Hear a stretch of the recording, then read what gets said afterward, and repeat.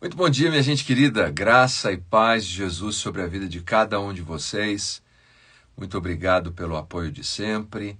Obrigado por participarem dessas nossas conversas breves em que eu apresento um resumo da mensagem de domingo, um estilo mais devocional. Antes de entrar na nossa reflexão de hoje, eu gostaria de encorajar você a visitar o site www.leandrotarrataca.com.br, onde você pode se inscrever e receber devocionais pelo menos uma vez por semana. Eu procuro encaminhar uma mensagem ali.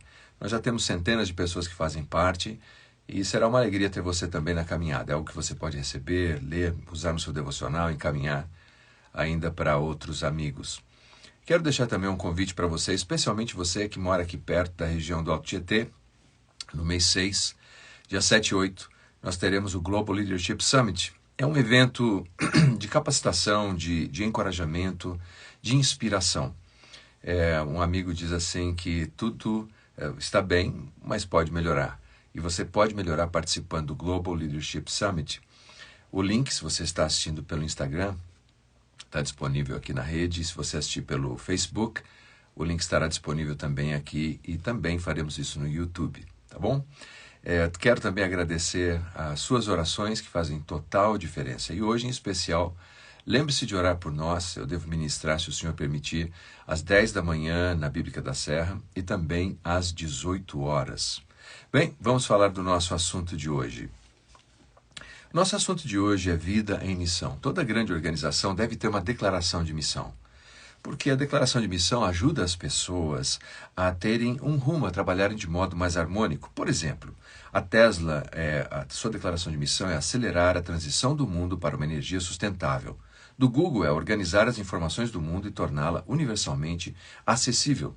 Mesmo a nossa igreja tem uma declaração: amar a Deus, amar ao próximo e servir a todos. Porque isso evita que as pessoas fiquem batendo cabeça umas com as outras.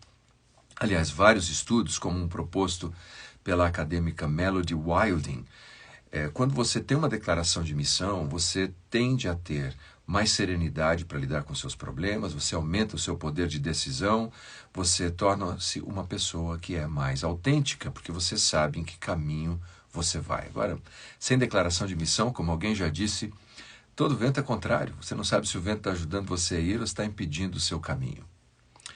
Bel, bom dia, graça e paz. Deus abençoe você, minha irmã. Obrigado pela sua mensagem. O texto que eu creio que fala dessa vocação tão importante, desse chamado que nós temos, dessa vida em missão, o texto base, é um tesouro sobre esse assunto, encontra-se em Mateus capítulo 4, versículos 18 a 21. A palavra de Deus diz assim: caminhando junto ao mar da Galileia, viu dois irmãos, Simão, chamado Pedro, e André. Eles lançavam as redes ao mar, porque eram pescadores. E disse-lhes: vinde após mim, e eu vos farei pescadores de homens. Então eles deixaram imediatamente as redes e o seguiram. Passando adiante, viu outros dois irmãos, Tiago, filho de Zebedeu, e João, seu irmão, que estavam no barco em companhia de seu pai. E eles consertavam as redes, e chamou-os. Então, eles no mesmo instante, deixando o barco de seu pai, o seguiram. Quando nós consideramos aqui o pano de fundo dessa história, nós sabemos que não é a primeira vez que Jesus chama os seus discípulos dessa maneira, diz a eles: sigam-me. Na verdade, no Evangelho de João, no capítulo 1, no versículo 43, se colocarmos em ordem cronológica, nós sabemos que meses antes Jesus já tinha dito isso: sigam-me. Mas nesse momento da história do Evangelho, Jesus é mais enfático. Ao que tudo indica, no contexto imediato de Mateus, isso acontece após a prisão de João Batista. Então agora Jesus usa, por assim dizer, uma maneira imperativa: segue-me, ou venham após mim. A expressão se repete por 2 vezes nesse texto. O que fica claro aqui: disse-lhes Jesus. Isso é um chamado, é uma vocação. A palavra vocação vem do latim, vem de vocare, e é exatamente quando você traduz verbalmente um chamado. Como quando um pai chama o nome de um filho. Até hoje eu lembro da voz do meu pai me chamando vigorosamente Leandro. Ou minha mãe me chamando, sempre de modo mais gentil e carinhoso, Lê. Ou um filho que chama alguém à noite. Isso é vocare, é uma vocação, é um chamado, e um chamado à ação. Quando nós vamos para o texto, nós temos a impressão, talvez, essa é uma chamada específica para aqueles discípulos apóstolos.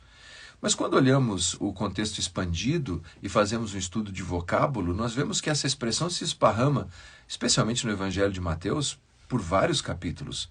Por pelo menos 24 vezes nós encontramos essa expressão: segue-me, segue-me, segue-me.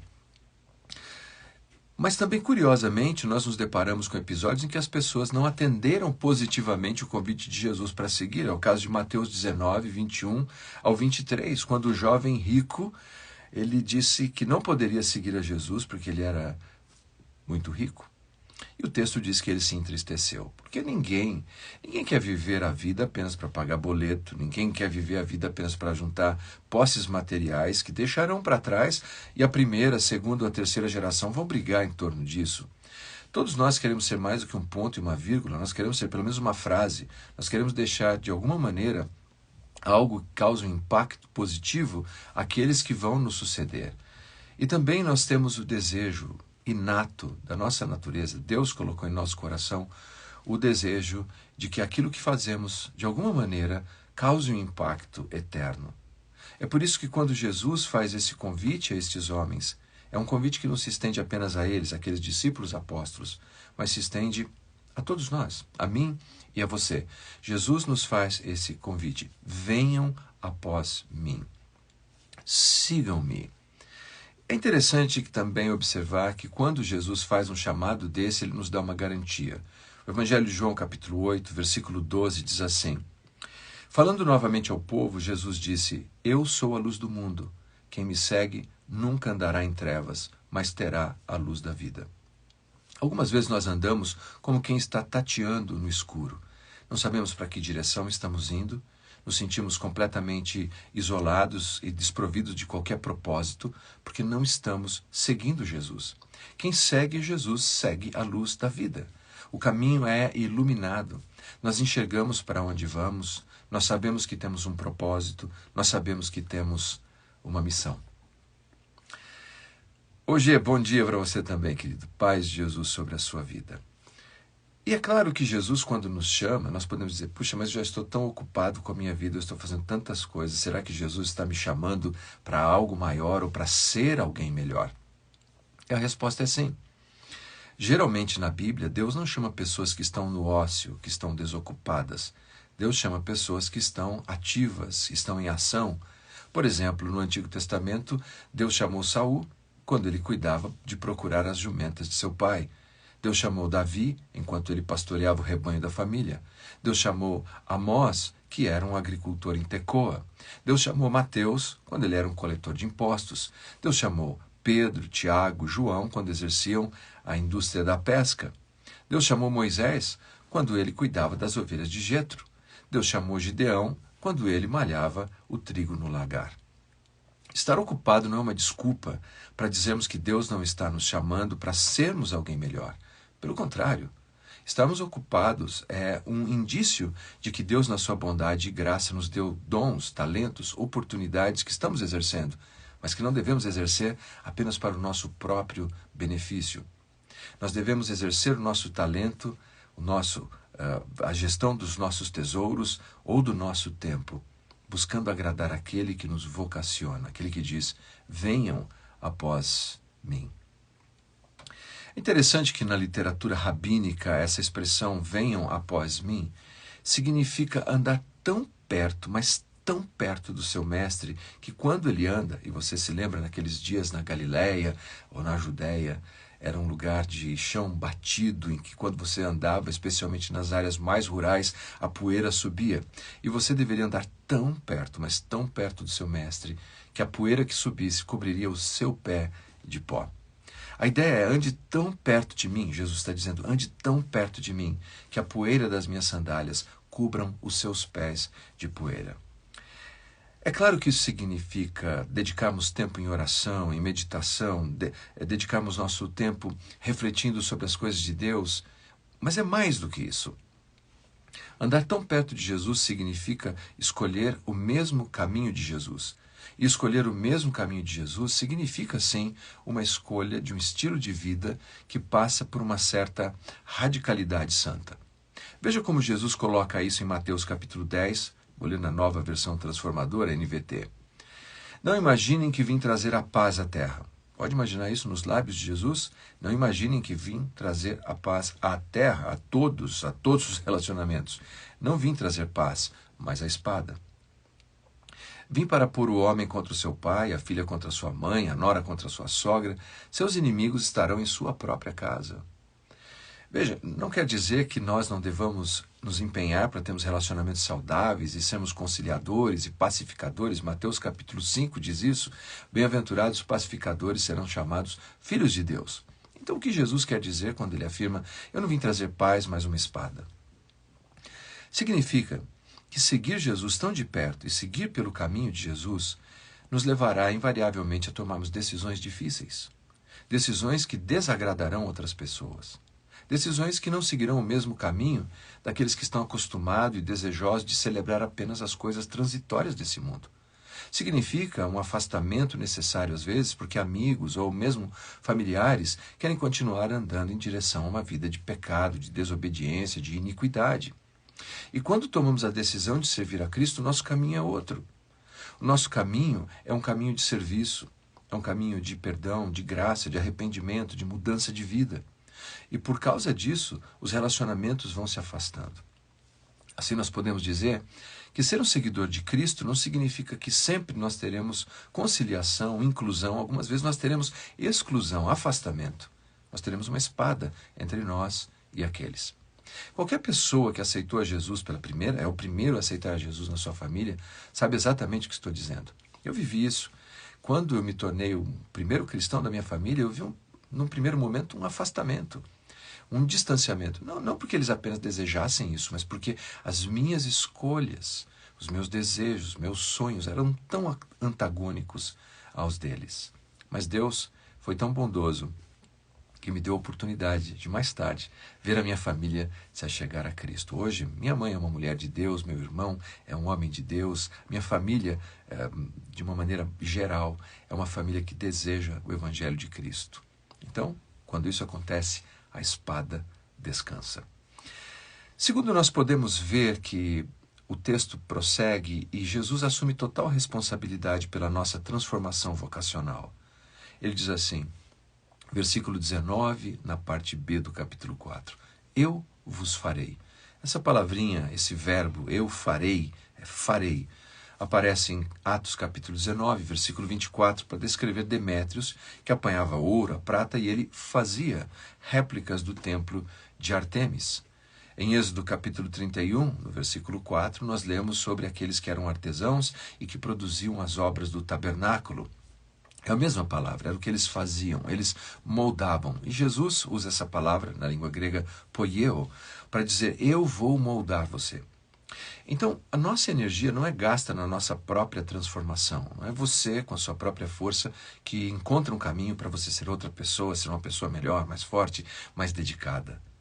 O seu trabalho, o meu trabalho é seguir a Jesus. Apenas isso. Venha após mim.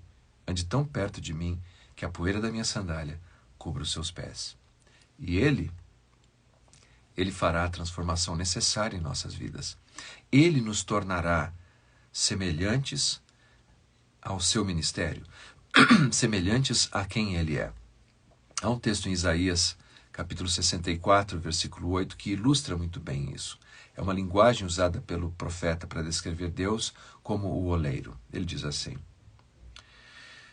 Ó Senhor, és nosso Pai, nós somos o barro e Tu és o oleiro, somos todos formados por Tua mão.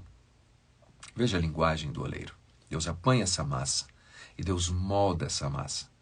Qualquer pessoa que observar um oleiro trabalhando, e eu não sou especialista nisso, mas nós sabemos que tem algumas etapas. A primeira é amassar bem aquela massa, aquela argila, aquele barro. E algumas vezes nós nos sentimos assim, somos amassados. Depois disso ele centraliza sobre uma roda de olaria, em que gira em alta velocidade aquilo. A massa quer sair voando, mas o oleiro segura firmemente e centraliza a massa. Terceira etapa, ele passa a moldar, aperta aqui, aperta ali, vai dando forma, levanta paredes. E depois, quando tem uma forma, não está pronto ainda o trabalho, ele vai para o descanso, vai secar, fica um tempo ali.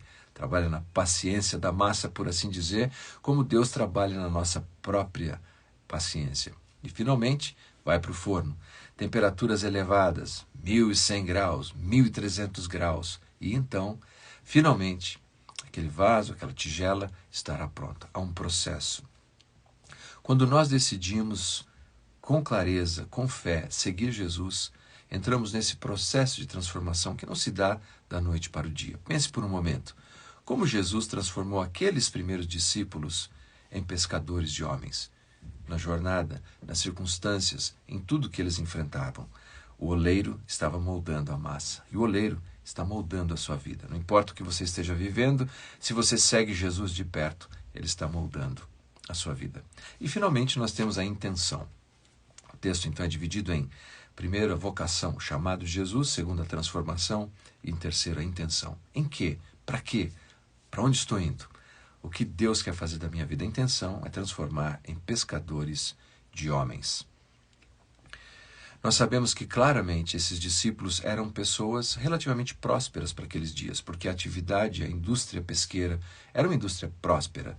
Eles tinham barcos, eles tinham redes, eles tinham funcionários, inclusive, como lemos em Marcos capítulo 1, versículo 20, Zebedeu tinha os seus funcionários ali. Mas aquilo não era suficiente para dar realização. Ter uma atividade próspera não é suficiente para dar realização. Sermos pessoas de destaque na sociedade não é suficiente. Ter um diploma pendurado na parede não é suficiente. O que nos dá realização é seguir a intenção de Deus para a nossa vida. E o que Deus deseja é que eu e você nos tornemos em pescadores de homens. Veja, Jesus não disse que apenas eles iriam pescar. Jesus disse que eles seriam pescadores de homens. E o sentido é algo que nós nos tornamos. É mais do que um discurso. É algo que a gente vive. É um novo estilo de vida. E nós atraímos pessoas para a beleza de Jesus, o nosso Salvador. Nesse sentido, Jesus usou essa metáfora de pescadores. Nós todos sabemos o que é um pescador e o que um pescador faz. Mas é claro que há uma diferença nessa metáfora. Enquanto os pescadores pescam os peixes, via de regra, para a morte, os discípulos de Jesus seriam pescadores que pescariam para a vida. Como no Brasil mesmo, aconteceu um evento em 2018, se eu não me engano, em que vários peixes estavam morrendo porque houve uma seca muito grande no norte da Bahia. Então o IBAMA enviou vários agentes para pescarem aqueles peixes e transportarem para o Rio São Francisco. Eles estavam pescando da morte para a vida. Eu e você somos vocacionados por Deus para pescarmos homens, mulheres, adultos, crianças, senhores, senhoras para a vida. Porque essa sociedade, ela está morrendo nos seus delitos e pecados. E eu e você, nós temos a mensagem da vida. Não esqueça, Deus tem uma vocação para você. A sua vida é uma vida que deve ser vivida em missão. Essa é a minha oração por você nesse dia e peço para que você também ore por mim nesse sentido. Obrigado por essa prosa breve, orações sempre bem-vindas. Se Deus permitir, às 10 horas a mensagem inteira na Bíblica da Serra e também às 18 horas. Forte abraço, obrigado por esse tempo. Deus abençoe você.